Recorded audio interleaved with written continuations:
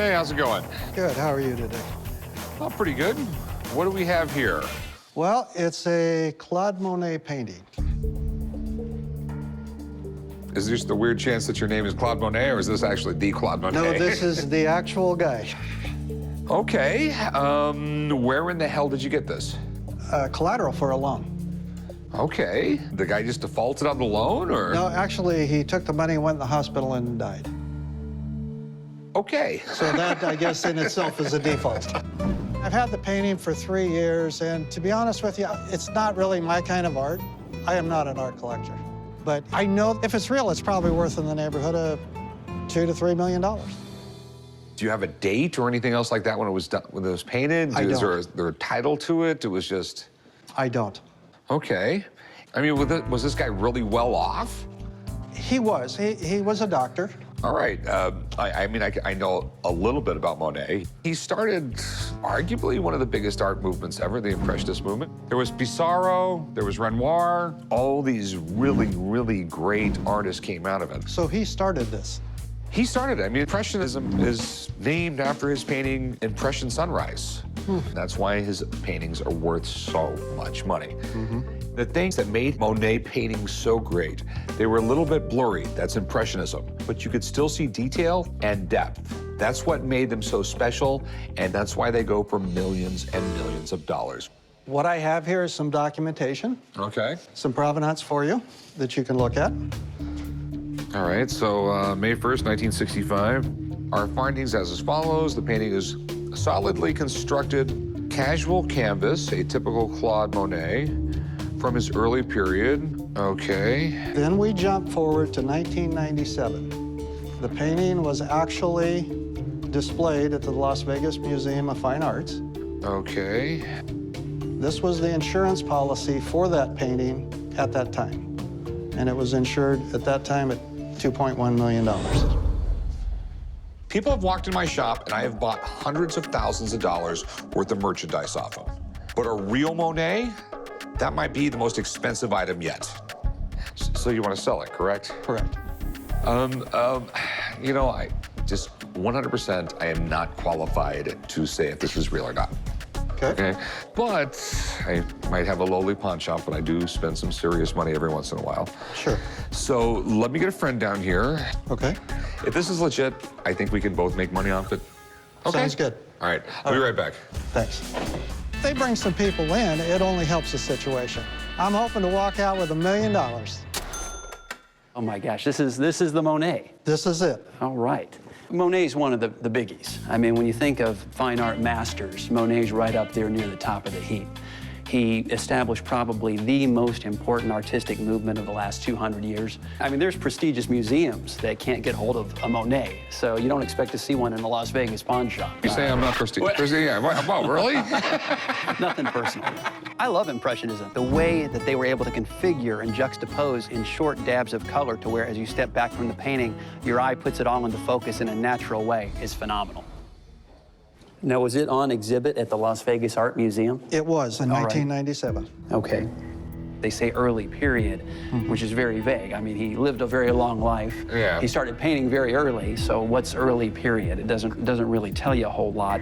But he was a perfectionist, and a lot of his lesser pieces have kind of been lost to time. So this may have been a piece that he did, perhaps as a study to another piece. Let me take a closer look at it, Please if you do. don't mind. My first impressions of the piece is it certainly looks like something Monet would have painted late 1870s when he was fascinated with a lot of rural France and he was trying to capture the pristine, untouched beauty of some of those types of areas. It's indicative of Monet's brushstrokes. Impressionists were all about, as the name would indicate, capturing the impressions of a scene.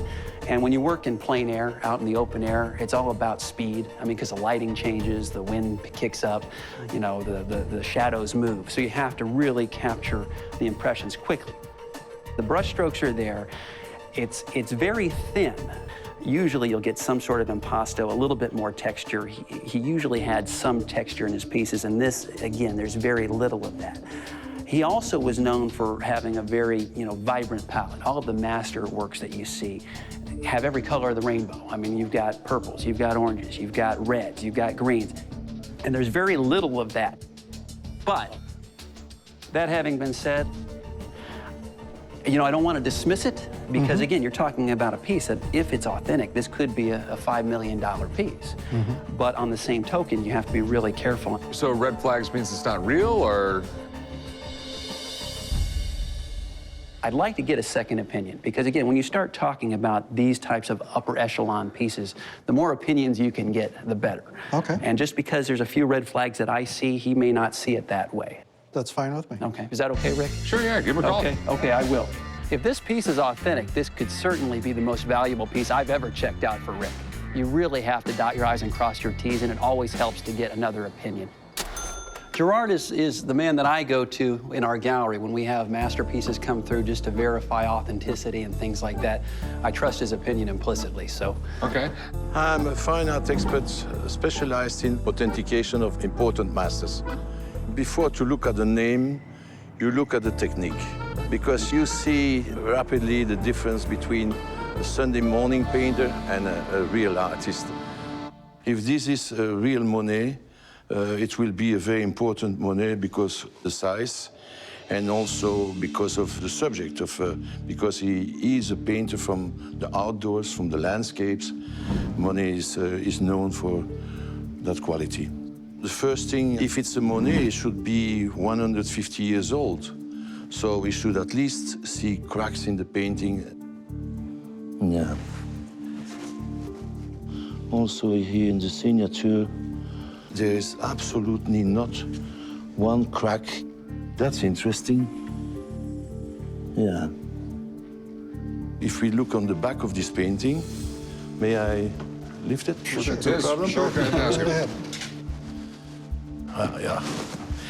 What I'm looking at is at the texture, the canvas, all indication of who it could be. You will have all the oil paint sweating through the canvas. Here you don't see that. So is it real? It's in the style of Monet, but it's not absolutely not by the end of Claude Monet. Really? Yeah. How sure are you of this? 200% sure, because there is absolutely not one crack in the paint itself, which is not usual for 150 years old painting. Also, what you notice is almost all in one plane. Monet will have showed this with shadows. This will be much more pronounced. This is too flat. Wow, really? And Not probably real. Not real. Oh. Usually when it's too good to be true, it generally is. Well, that's disappointing. Well, thanks for bringing it in. It was fun. Man, if I lost out on millions, I would be bummed too. But not as bummed as me shelling out millions for a fake. Hey, how's it going? Hey, good. How you doing? What do we got? I got a guitar for you. It's a no-name guitar with a big name on it. All right, and whose name is that? Paul McCartney. Oh, wow.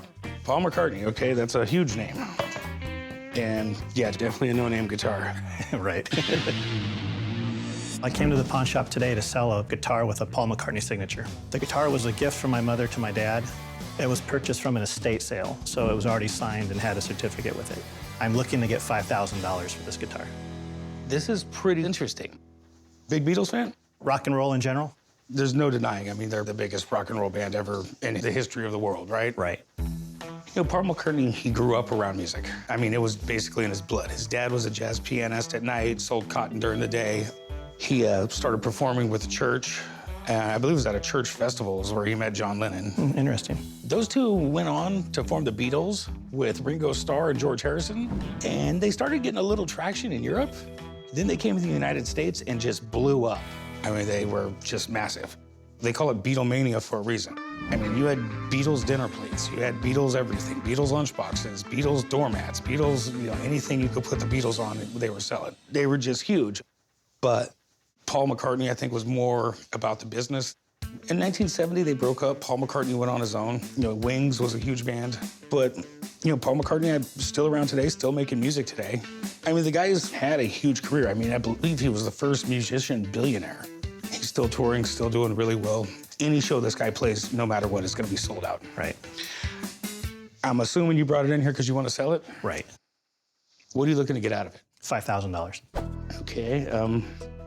Now, we all know the guitar's not worth anything. Right. It's a no-name guitar. Paul McCartney definitely wouldn't have played one of these. No. But I don't know what his signature's going for. So do you mind if I have somebody come down and take a look at it? Absolutely. All right, we'll hang out and I'll be right back, okay? If I'm able to sell this guitar today, I'll probably take the money and buy a guitar I can actually play rather than display. Paul McCartney-signed guitar. Wow. Don't really see him too often. Okay. Well, here's the signature, man. I mean, I know the guitar's not worth anything. Right. Signature, I figured I'd have to call you in and have to take a look at it. Well, speaking about McCartney, Corey, pretty tough autograph. He signed a lot back in the 60s, but more popular they got, the harder they got to get. So more recently, in the last probably 20 years or so, he's become more of a tough autograph. And guitars really didn't come into style where people are getting them signed until maybe mid-90s or so. So, you know, he wasn't signing them way back then, and then people would have him out, and I've seen him before turn him down many times. So getting his autograph in person is pretty difficult, and especially getting a guitar signed. Right. So the first thing I obviously want to just spin this around and just take a look at the signature itself, and I've got a few examples on file. This is a signed guitar of McCartney, and as you can see here, usually a nice separation. Now, McCartney does run his first name and the last name together, but I'm seeing a lot of different things, okay? You know, things don't kind of match up to me, especially when I look at McCartney and how he signs, the sizing, the pressure, the slant, the flow. This is looking a little off to me. Okay, so not feeling it. I'm not feeling it at all. This is what typically people target. They do these. It's a very cheap guitar. It's something they could pass off as legitimate. Unfortunately, this does fail, and it's something that you shouldn't be buying. All right, well, I appreciate you coming down, man. Good to That see was you. easy. Yep. Take care. Thank you. Yep. A little disappointing to hear, but You know, I had my feelings about it. McCartney's left-handed. This looks like it was signed by somebody who was right-handed. That being said, I'm gonna have to pass. all right. I appreciate it. Thank you. I'm not terribly disappointed that I wasn't able to make a sale today. I'll probably just take the guitar home and display it back on the wall. What in the world is this? It's a 1959 Disneyland fire extinguisher. Disneyland fire extinguisher. Yes, sir. Okay. Do you know the Disneyland Fire Department, Walt Disney lived upstairs? Really? You ever see the fire pole? Yeah. They actually had to cap that off because people were climbing up into his apartment. Nice. Okay. Came down to the shop today to sell my 1959 Disneyland fire extinguisher.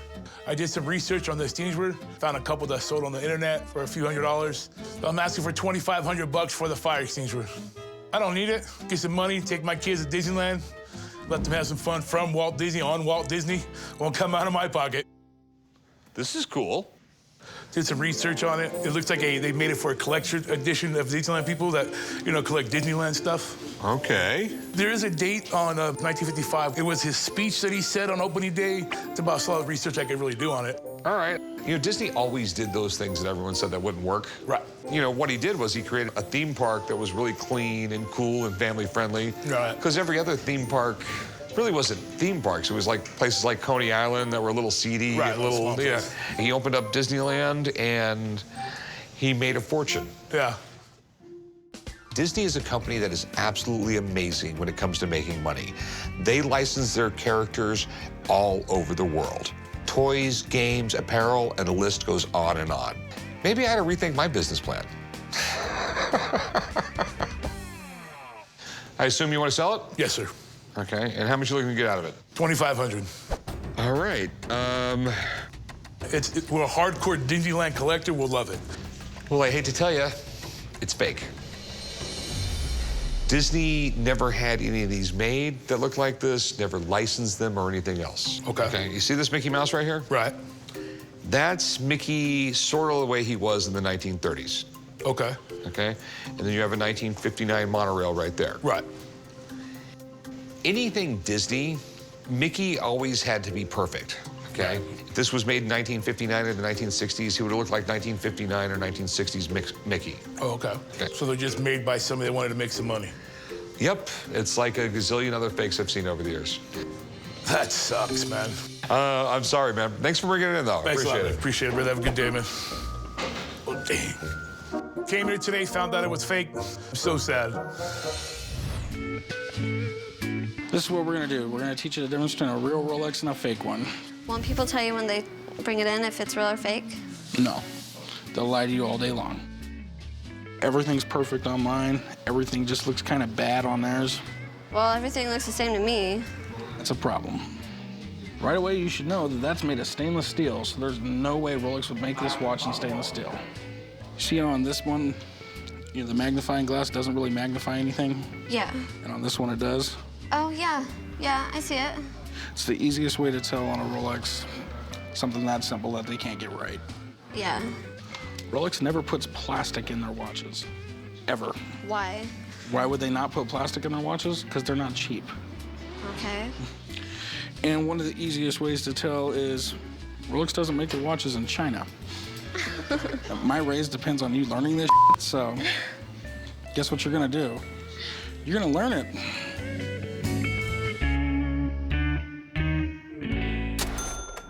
Corey's been teaching Kirsten how to spot a real Rolex from a fake Rolex, and now we're going to see what you learned and see if Corey gets his raise. All right, here's the deal. If you can tell me which Rolex is real and which one's fake, you get a little raise. It's the big moment. She's gonna take my dad's little quiz, and all I could think of, wow, a 17-year-old girl's in charge of my financial future here. Right now, I'm going through the watches, and they pretty much all look the same to me.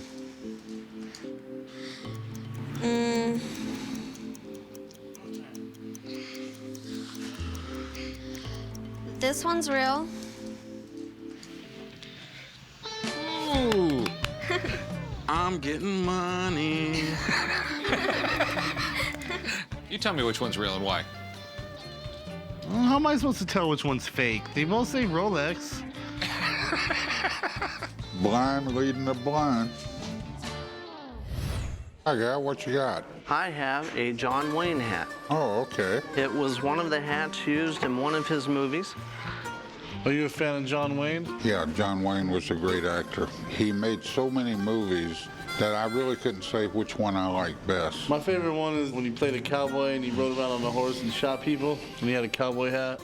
Chumley, he probably starred in 100 Western movies. Yeah, but my favorite one was that particular one. Shut up, Chumley. I decided to come to the pawn shop today to sell my John Wayne movie hat. The hat that I have, I believe, was worn by John Wayne in one of two movies, either Rio Grande or Rio Lobo. Looking to get probably about $1,200 or so for it. And where did you acquire this at? From a Western hat shop in Prescott, Arizona. Did you get any certification? The only thing that I have is it's right inside here. I asked the gentleman at the store where he got it. He said that he was a prop master in the 50s and 60s. And this is one of the things that he held on to. John Wayne was an American icon. Starting back in the 1920s, he was one of the top movie stars of all time. This is definitely the style hat that he would wear in a Western, called a prop hat. It's made to look like the 1870s, 1880s cavalry hat. It's manner out of Chicago. They made hats for many, many years. But my concern, son, is very simple. You have no paperwork. If this hat was worn by John Wayne in a movie, it could be worth some money. But I don't have much to go on. A tag that says the Duke is not much proof. I do believe that the hat is real, just based on the conversation with that gentleman. It'd be much nicer if they had to give you an appraisal when you bought it. Right. We have a friend here in town that is a prop master. If you don't mind, I'd like to call him in to look at this. That'd be fine. I am looking forward to the expert coming in to look at the hat. I feel like the hat will stand on its own. How you doing, guys? My name is Mark, and I have a company here in Las Vegas called Western Stage Props, and we specialize in selling props to the movies. This is supposedly a hat that's worn in the movies by the Duke. What can you tell me about it? Well, I purchased this hat from a shop in Prescott, Arizona. This was labeled as John Wayne's hat, either from Rio Grande or Rio Lobo. Rio Grande and Rio Lobo are 20 years apart. Rio Grande was made in 1950 in black and white. John Wayne wore a light-colored hat, so his hat probably was not in Rio Grande. When you get to Rio Lobo, he wore 3 different hats. First, he was a Northern military officer wearing a dark blue hat. And the brocade on the front here, or the tassels, were in a dark color. And in all the hats that were in that movie, none of them had these vent holes on the side. Okay. One of the red flags I see is that it's listed in here as 7 1/8. John Wayne's hat size was larger than this. What about the tag from the wardrobe department? You could write a dozen of these up and put them in a dozen hats. It doesn't make any difference. You can't purchase something on the legend. You got to have some facts behind it. The only thing I can go by is the conversation I had with the gentleman back then. The thing is, we have to have some documentation. This is very important. The chain of ownership is the key to the value of it. Other than that, it's just a used hat. I appreciate you bringing it in. It's a very interesting piece, but where it came from, that's the big $64 question. After talking to Mark, I'm 90% certain this ain't Duke's hat. It wasn't a prop, and that guy at that store lied to you. Okay, well, I appreciate you looking at it. Thank you very much. Thank you. Their stand is there's no way to authenticate it. It could have been a hat that perhaps Duke didn't like himself, and so he switched to another hat. All right, what do we got here? A very old item. Okay. Is a 16th century jousting helmet. I've been collecting armor for probably close to 10, 15 years now. Everything from early 14th to 18th century. So tell me about how you got this thing. I took a trip to Germany and I came across this really small little place. This guy had a bunch of antique armor he was selling. These helmets are really rare. They're really hard to come by, but it's worth about $5,000. I'm hoping to get something close because I just need some cash. Yeah, I thought I'd catch you guys off guard with it a little bit. So I got to ask you, you ever tried it on? Oh, yeah. Look, for me, I mean, there's history to it, so like you never know who wore this before. It could have been like a rich nobleman or something. Do you want to try it on? No. I mean, you can't hurt it. Yeah, it should fit. Oh, here. Oh, this hurts. Yeah, just like that. This isn't made for bald guys. How do I look? It looks good on you. I can't even understand how someone would fight in this thing. It's heavy, it's dark. It felt like you were in the Man in the Iron Mask.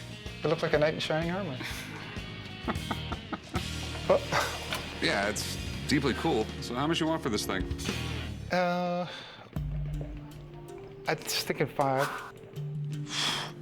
Yeah, that's I just don't know enough about it to buy it. I love this helmet. I'd love to have it, but I got reservations. I don't know how old it is. I don't know what it's worth. I don't know if it's real. And if it's not real, it's not worth my time. I mean, the only thing that concerns me about this looks like a modern bolt on the front of it.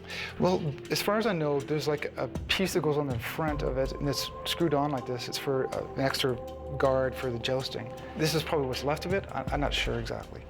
My #1 concern is that bolt. It looks like it's a machine-cut thread.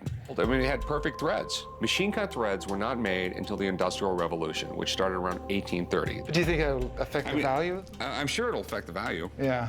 I mean, because, you know, you have a modern bolt sticking out the front of this thing. 100% I'm interested in purchasing the jousting helmet, but I need to know if it's real. I need to know when it was made. I need to know everything about it. I got a buddy that knows all about this stuff. I'll have him check it out. You know, maybe we can get a price together. If you know of an expert, that'd be great. Oh, yeah, well, you know, it's just this kind of business. I got a buddy and everything. Right? Okay, yeah. All right, thanks. All right, thanks again. I think Rick was wrong about that bolt system. I think it is actually period for the helmet, so we'll see. We'll see about that. When it comes to antique arms and armor, they are my passion, they are my life. I've delved into the dark secrets, I've learned the techniques. It's just history you can hold in your hand. Where'd you come up with this? I got it from a dealer in Munich. In Munich? Yeah. If it actually was an actual Renaissance helmet, how much do you think it would be worth? The last ones I've seen sold through catalog and auctions were between 20 and 30,000. No way. Yes. My heart was just pounding. I'm thinking, please. I was hoping it was like, be real, be real. It's very well made. It's very well put together. All right. If you were to put this on your head with the rest of the armor with it and plopped you down in 1580, you wouldn't stick out. This was not made for the average Joe GI soldier at this period of time. This armor would have been made for somebody that had money. Right. Had position, had power. So that's the value, right? Well, it adds to the intrigue. Right, okay. Is it a real piece of armor? Yes. Is it an old piece of armor? Yes. But this is going to take a little more investigation. There are things that are right on this, and there are things that aren't quite right. And the things that aren't quite right is that bolt. Yeah. Yeah, that's the thing that concerned about me. I mean, it looked like a modern bolt on it. It's a modern bolt. Yeah. If you look close on the comb of the helm, on the roping's not deep enough on the comb. You'll see there's a discoloration along the comb. That shouldn't be there. These were all cold worked. This is hot worked. There are a couple things that show me that it might be old, but it's a Victorian copy. Is that what you think? Yes. I'm really disappointed because I was hoping this is going to be an authentic 16th century piece. How much did you pay for it? $4,500. That would be in the range. Are you still interested in it? Unfortunately, I don't got the suit of armor that goes with it, so unless you really want to give me a good deal, I don't think we're going to be able to do it. I think we all wanted it to be genuine, but I'm not interested in a Victorian copy. I want the real thing.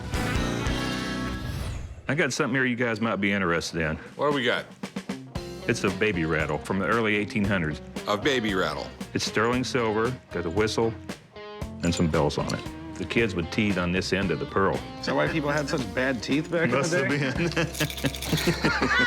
been. I bought it from a friend of mine. I had to have it because it's an early piece. It's unusual, and I never had one before. It's made out of pearl, and it's made out of sterling silver, and most of the toys today are made out of plastic. I like to sell it to get the money out of it to buy a watch with. Do you know much about it? I know it's got the cat and the fiddle, and the cow jumped over the moon on it, and it's got a sterling mark. And the whistle does work, those. And you would think this would be gross and nasty for a little baby, but one thing about sterling silver is bacteria cannot live on silver. I didn't know that. It's got antibacterial properties on it. So this would be a good thing for a baby because it killed germs. This was made by Gorham. That's an American silver company. They started off in the 1830s, 1840s, right around then. If it wasn't the best silver maker in the United States, it was close to it. They made tons of things like this. They made Christmas ornaments. They made whistles. They made little tea sets for kids out of sterling silver. I've done some research on this, and I've only found one other one. What you're saying is you got the holy grail of baby rattles here. Maybe, maybe not. If you were rich in the 1800s and want to flaunt it, this is what you spent your money on. Nothing says status like a silver baby rattle. And Gorham made some of the finest silver items on the market. Well, let me take a look. If you look at the hallmark on it, it's a later hallmark. It's from 1860 to like 1890, so we know it's not really early stuff.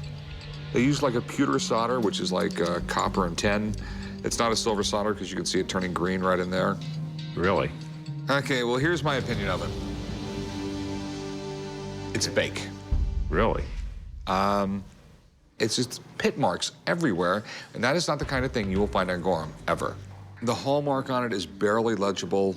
I don't think this is original. I think someone put this in there because it looks like they just plowed right through the middle of this little scene with the cow jumping over the moon. It doesn't seem like something Gorham would do. So people are faking baby rattles? People fake everything, okay? It looks like it's been reproduced by somebody. It just doesn't look right. Okay. And generally, when it doesn't look right, it's not. Is that real pearl on it? Yeah, that's real mother of pearl, but mother of pearl is inexpensive, okay? And you just have maybe 10 bucks worth of silver there. And I'm gonna pass. I actually thought it was real. I mean, I thought it was worth a few $100 anyway, you know? Well, if you bought it off a friend, maybe you get your money back. Yeah, maybe. Or maybe he won't be a friend anymore. All right, sorry about that, Ben. I think he's wrong because I think they wouldn't put that big a piece of pearl on something that was faked. And I don't see why somebody would fake something that unique.